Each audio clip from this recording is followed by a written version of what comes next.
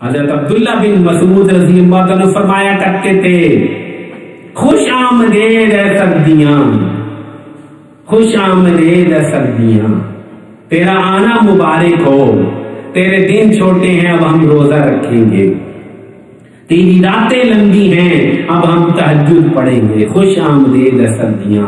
اللہ کے نیک بندے کیسے خوش ہوا کرتے تھے ان سردیوں پر۔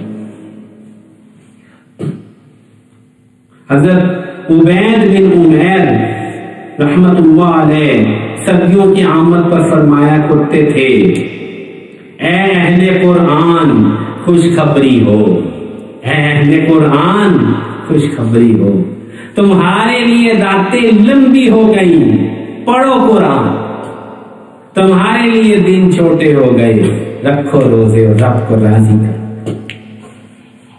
تو کتنی بڑی عظیم نعمت ہے کہ انسان کو رات کو اللہ کے سامنے کھڑے ہو جانے کی توفیق مل جائے۔ اس کے لیے ضروری ہے کہ ہم چند چیزوں کا اہتمام کریں۔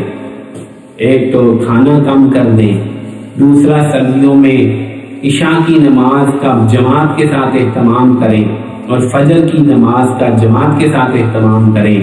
حضرت عثمان بن عفان رضی اللہ عنہ سے روایت ہے کہ جس شخص نے فجر کی نماز، عشاء کی نماز اور فجر کی نماز جماعت کے ساتھ پڑھی، اس کو پوری رات قیام کرنے کا ثواب ہوگا۔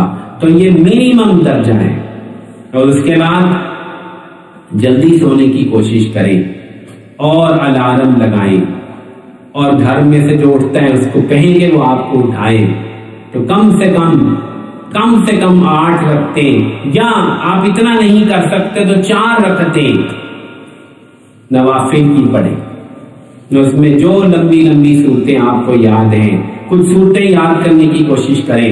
سورہ یاسین ہے، سورہ رحمان ہے، واقعہ ہے، ملک ہے، 30واں پارہ یاد کرنے کی کوشش کریں۔ ان صورتوں کو ترتیب کے ساتھ پڑھیں۔